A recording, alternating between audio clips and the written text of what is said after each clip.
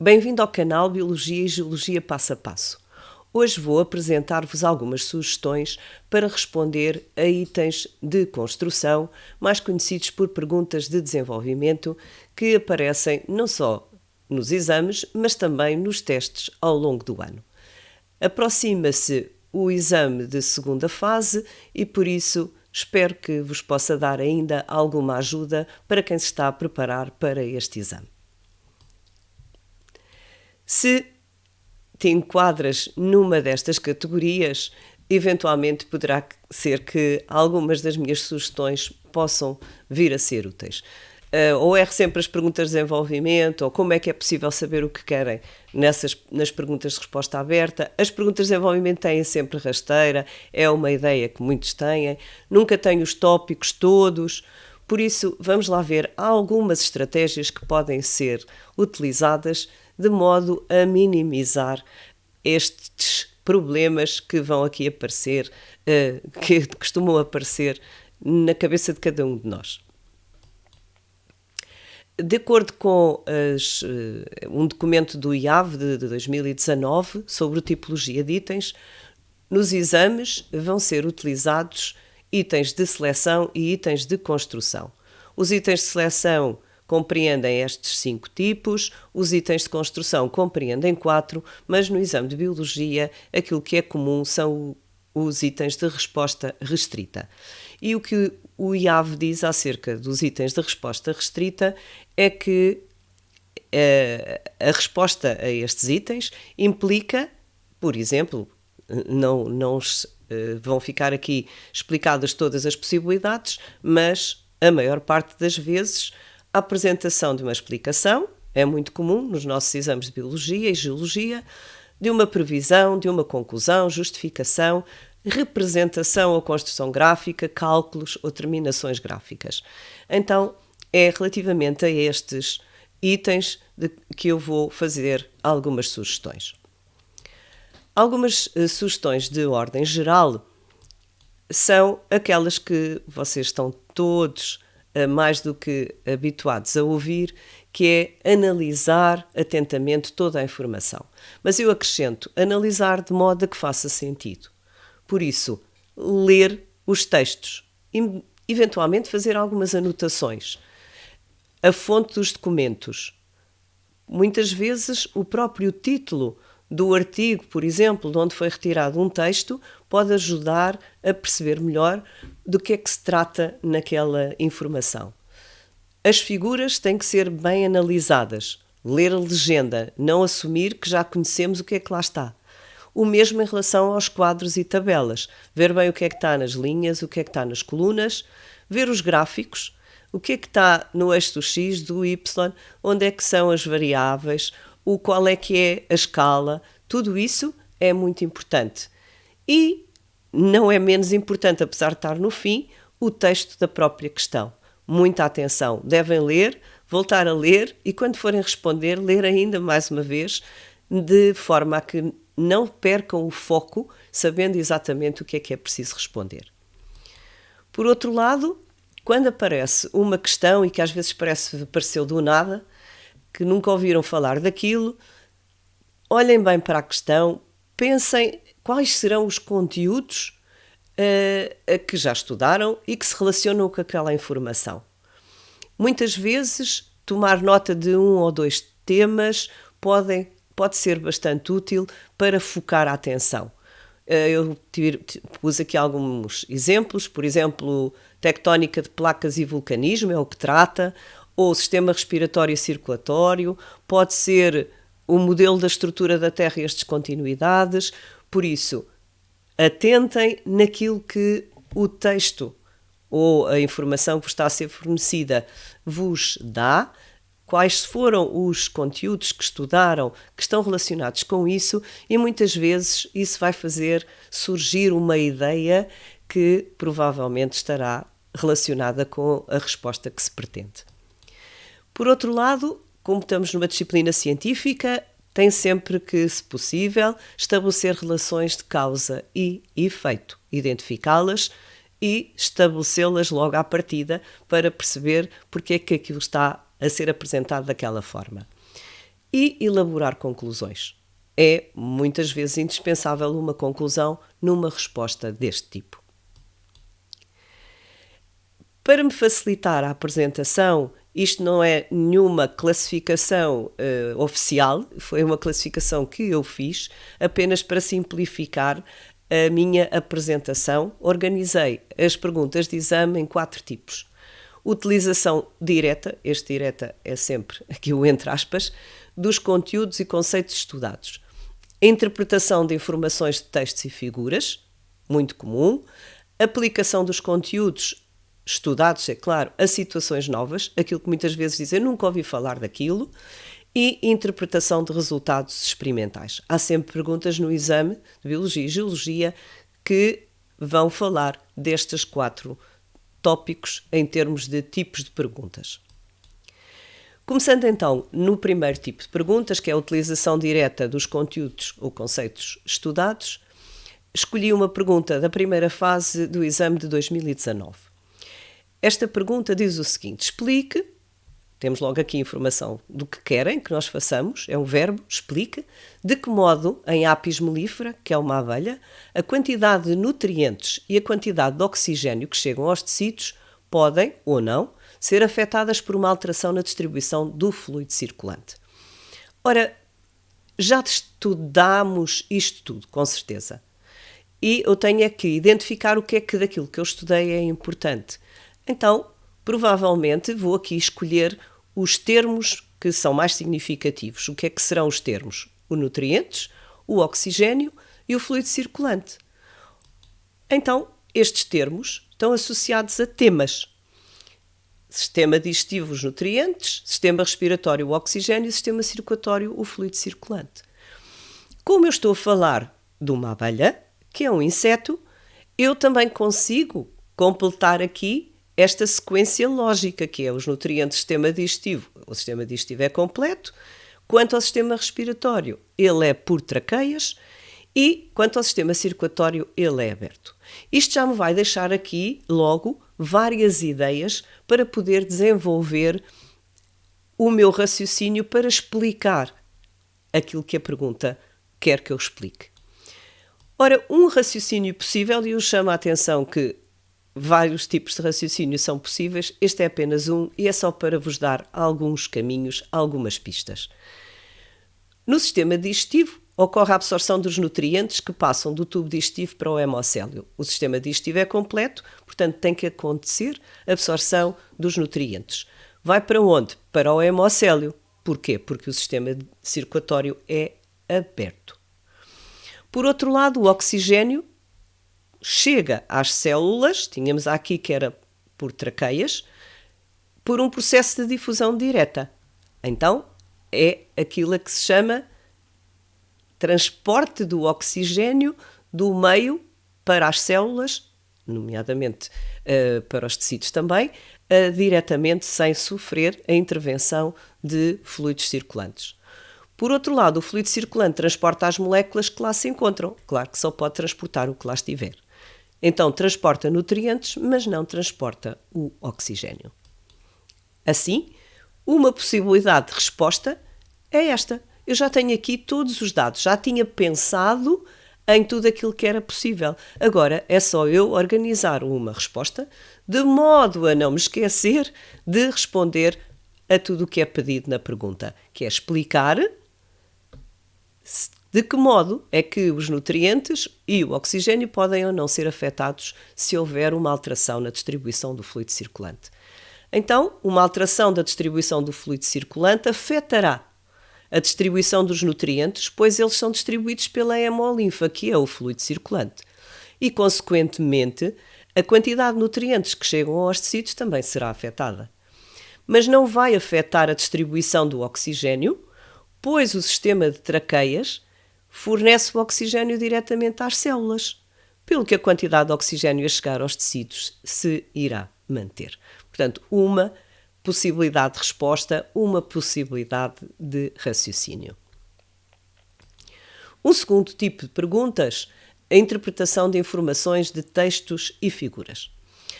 Esta pergunta é do exame da primeira fase de 2020 e reza a pergunta ao seguinte: as ilhas de Java e de Sumatra encontram-se junto a uma zona de subducção, pelo que possuem vulcões ativos e apresentam elevado risco sísmico. Isto é uma informação.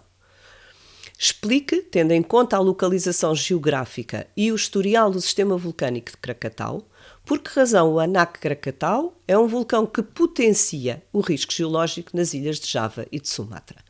Ora, a primeira coisa que é necessário fazer é ir procurar a informação nos textos e nas figuras que forem fornecidas, o que é que eu posso usar para responder a esta pergunta. E então, fazendo essa seleção, tínhamos esta imagem e tínhamos um texto do qual eu extraí esta informação que está diretamente relacionada com o teor da pergunta. E agora eu preciso de analisar atentamente a pergunta para ver o que é que eu tenho que escolher aqui. Ora, uma coisa que eu vou ter inevitavelmente que procurar é a localização geográfica do vulcão, Anak Krakatau. Então, está aqui. Já o encontrei. No mapa, sei exatamente onde é que ele está. Ele está entre as ilhas de Sumatra e Java. Por outro lado, eu tenho que procurar o historial do sistema vulcânico. Onde é que eu encontro o historial? O Anak Krakatau apresentou um elevado estado de atividade, sem dúvida que faz parte do seu historial, e originou um tsunami que atingiu as vulneráveis costas de Sumatra e de Java. Então, tenho aqui já esta informação relativa ao historial deste sistema vulcânico. Isto tudo porque eu vou ter que falar do modo como ele potencia o risco geológico. Então, eu tenho que pensar no que é potenciar. Então, como é que eu vou encadear estas ideias? Já tenho aqui a localização, tenho o historial, e agora como é que eu vou responder tendo em vista, sem esquecer? Não posso esquecer que é o objetivo da pergunta, é o vulcão potencia o risco geológico. O vulcão Anak Krakatau localiza-se então onde? Na placa euroasiática, entre as ilhas de Java e Sumatra, numa região onde ocorre a subducção da placa indo-australiana. Tudo informação que eu já tenho. O historial do Anak Krakatau mostra que este é um vulcão com bastante atividade, estava aqui, e que já foi responsável por um tsunami. Como é que eu agora junto isto tudo para mostrar que ele potencia o risco geológico? Ora, sem dúvida que já havia risco geológico por estar numa zona de subducção, mas agora aquelas ilhas têm um risco acrescido, porque para além daquilo que já era o habitual, ainda tem ali o vulcão que é capaz de causar tsunamis. Logo, a minha resposta, a localização do vulcão entre as ilhas de Java e de Sumatra, estou aqui a mostrar a localização, e a sua elevada atividade, estou a mostrar o seu historial, que no passado originou um tsunami que afetou as duas ilhas, faz com que o risco geológico associado às ilhas seja potenciado, uma vez que a probabilidade de ocorrência de tsunamis é maior com a presença de vulcão. Eu, ao dizer que ela é maior, estou a dizer que o risco é potenciado. Passando então ao terceiro tipo de perguntas que eu identifiquei, interpretação de resultados experimentais, escolhi aqui uma pergunta da primeira fase também, de 2021. Esta pergunta é muito objetiva, diz, mais uma vez, cá está o verbo, explique, tendo em conta o objetivo do estudo, os resultados obtidos nas provetas onde se colocaram folhas de uma planta dicotiledónea.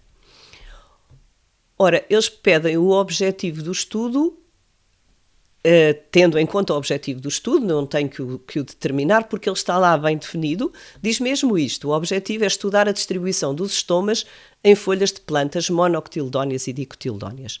Este era o objetivo do estudo, mas aquilo que me pedem para explicar é apenas o que se passa com as dicotiledóneas.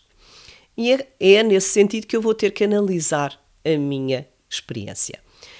Relembrando esta experiência, o que é que foi feito? Foi feita uma impermeabilização com vaselina das páginas ou superior, que é a virada para cima, ou inferior, que é a virada para baixo, de plantas dicotiledóneas e monocotiledóneas, que foram colocadas em provetas, cuja superfície foi isolada do exterior por parafina.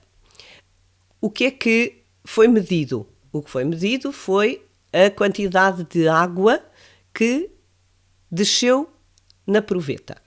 Tenho aqui então os valores e esta é o meu dispositivo experimental. A, C e E são as provetas relativas às dicotildóneas, B, D e F as provetas relativas às monocotildóneas.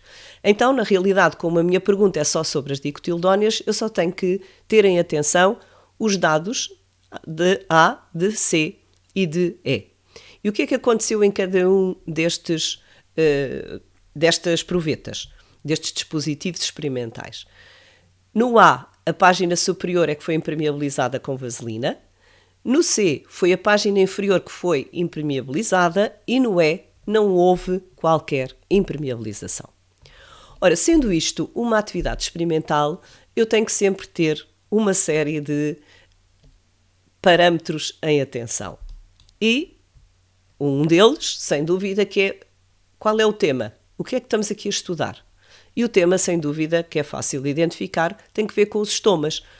O objetivo é estudar a distribuição dos estomas. Ora, os estomas estão relacionados com as trocas gasosas e estão relacionados com a transpiração. Vão-se lembrar, com certeza, destas relações. Por outro lado, a minha experiência necessita sempre que eu tenho que fazer a sua interpretação de que eu faça a comparação com o controle. E o que é o controle? É aquele dispositivo onde não houve manipulação da variável independente. Ora, o que é aqui a variável independente? É a impermeabilização com vaselina. Então, onde é que não o manipulei? Foi no E. Então, o E é o meu controlo. Logo, o E e o F, também seria o F, no entanto, o E é o único que eu tenho que comparar, porque, mais uma vez, só estou a falar de dicotildóneas. Então, como é que eu vou pensar para responder adequadamente a esta questão, que é explicar, mais uma vez vou ler a pergunta, tendo em conta o objetivo. Não me posso esquecer que tenho que ter em conta o objetivo do estudo e tenho que explicar os resultados obtidos. Ora, o que é que eu vou pensar? Os estomas, transpiração, trocas gasosas, o que é que tem que ver com isto que se passa aqui? São estruturas que permitem as trocas gasosas e que controlam a transpiração. Por outro lado, eu sei que na transpiração ocorre libertação de água que a planta vai buscar ao solo. Na situação experimental, ela não podia ir buscar ao solo porque não tem, mas ela tem a água da proveta. Então, ela irá buscar a água à proveta. Então, vai retirar a água da proveta na transpiração. A diminuição da água na proveta está diretamente relacionada com a transpiração. Quanto mais transpirar, mais água irá ser retirada da proveta. Por isso, o nível vai diminuir mais quanto maior for a transpiração. Por outro lado, eu sei que vai transpirar através dos estomas. Se os estomas estiverem tapados, a planta não irá conseguir transpirar. Então eu posso também fazer esta associação. Se estiverem os estomas tapados, ela vai transpirar menos. Se os estomas estiverem abertos, portanto disponíveis para eliminar a água, então a planta poderá transpirar mais. Então, será menor a transpiração onde houver mais estomas que estavam cobertos por vaselina, onde houver menos descida de água na proveta. Sendo assim, como é que eu vou organizar a minha resposta? Verifica-se uma absorção de água muito menor na folha da proveta C, com vaselina na página inferior, quando comparada com a folha da proveta E. Cá está, 0,2, foi apenas esta a variação. Quando o normal, sem qualquer impermeabilização, é 1,5. Então ela deixou de eliminar 1,3 de água. Quer dizer que muitos dos estomas estavam tapados. O mesmo não se passa com a outra situação, em que a página superior é que estava impermeabilizada. Aí a diferença foi muito pequena relativamente ao controle em que não havia qualquer impermeabilização, que é aquilo que eu digo aqui. Verifica-se uma pequena diferença na absorção de água entre a folha da proveta A, com vaselina na página superior, e a folha da proveta E sem impermeabilização. Poderiam mesmo aqui identificar os valores, que variou 0,2 em vez de 1,5 na primeira situação e variou 1,4 em vez de 1,5 na segunda situação. Ora, com isto, eu não vou esquecer que tenho que ter em conta o objetivo do estudo, que é estudar a distribuição dos estomas nas folhas. Então eu vou ter que concluir alguma coisa acerca dessa distribuição. Conclui-se que a folha da planta Dicotyledónia tem mais estomas na página inferior do que na página superior, pois, sendo a diminuição do volume de água que ocorre devido à transpiração, que é realizada pelos estomas, a página da folha, que sendo impermeabilizada menos transpiração realiza, que é a C, a que tem mais estomas tapados pela vaselina, quando comparada com o controle, é a que tem mais estomas. E desta forma eu poderia fazer a explicação, sem me esquecer do objetivo, dos resultados obtidos nesta atividade. Temos então aqui agora o quarto tipo de questões, aplicação dos conteúdos, conceitos estudados a situações novas. Esta é uma pergunta da segunda fase do exame de 2021. Diz o seguinte a pergunta: explique, mais uma vez explique, de que modo os efeitos do aquecimento global podem contribuir para o aumento da atividade vulcânica subglacial no SRAO. Ora, o SRAO é o Sistema de Rift da Antártida Ocidental. Para responder a esta pergunta, precisávamos de informação que estava contida no texto e que eu selecionei e que coloquei aqui. E agora, como é que eu vou pensar? Isto, provavelmente nunca ninguém falou disto até agora. Mas eu vou ter algumas informações que me podem ser úteis se eu não tivesse pensado nisso antes. E uma das informações está contida nesta informação que o texto nos fornece, que é o seguinte: a formação de magmas é um processo que resulta da fusão das rochas, já todos sabemos que é isso, condicionado, entre outros fatores, pela diminuição da pressão litostática. Isto vai aparecer aqui no texto e parece logo que ele nos está aqui a dar alguma indicação que possa vir a ser útil. E, efetivamente, é uma informação útil porque o que eu quero é aumento da atividade vulcânica. Então, se aumenta a atividade vulcânica, eu vou querer que haja mais magma. Como há aqui uma informação sobre o modo de formar mais magma, provavelmente esta informação é mesmo útil. Então, como é que eu posso pensar? O aquecimento global caracteriza-se pelo aumento da temperatura média do planeta. É mais ou menos um ponto assente que todos sabem sobre este tema tão em voga, infelizmente.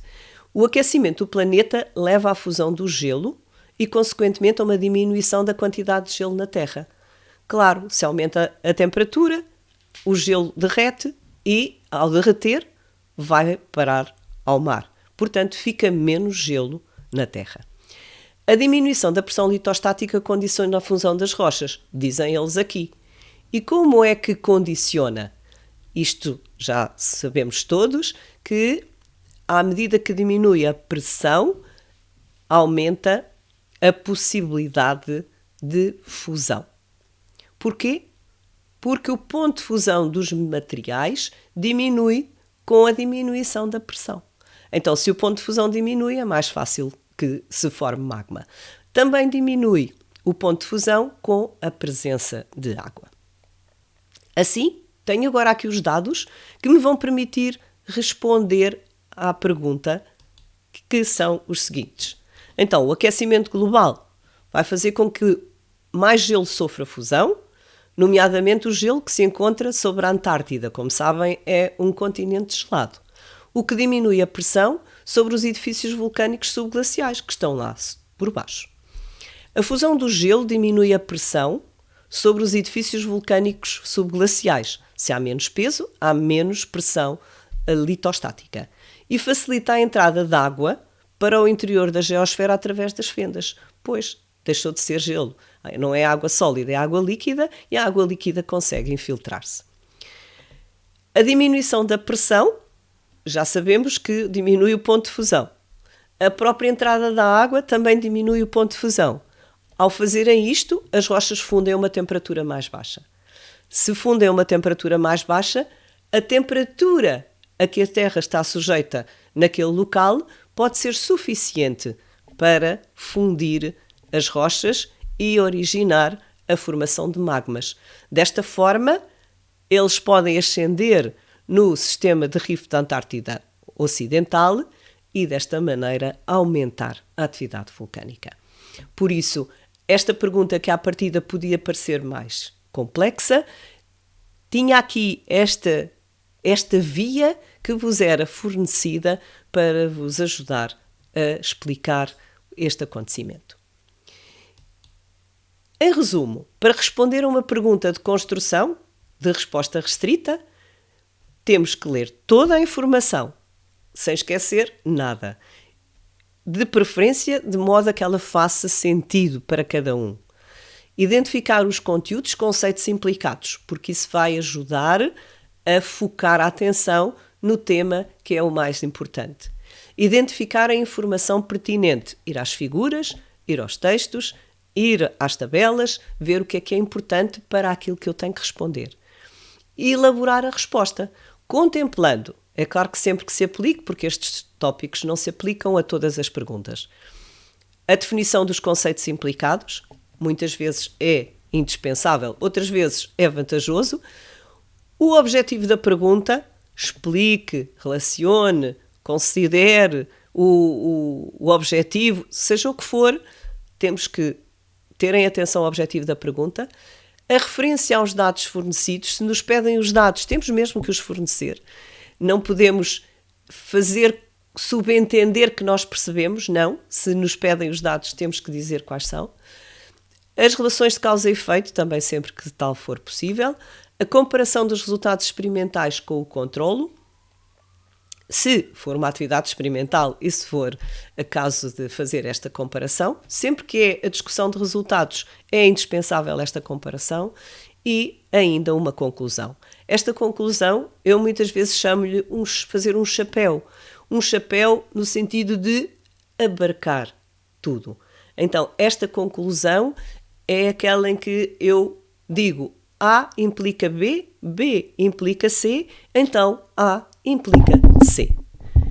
E muitas vezes esse chapéu que eu faço torna a minha resposta completa e consegue seguir todos os tópicos que são sugeridos nos critérios de correção.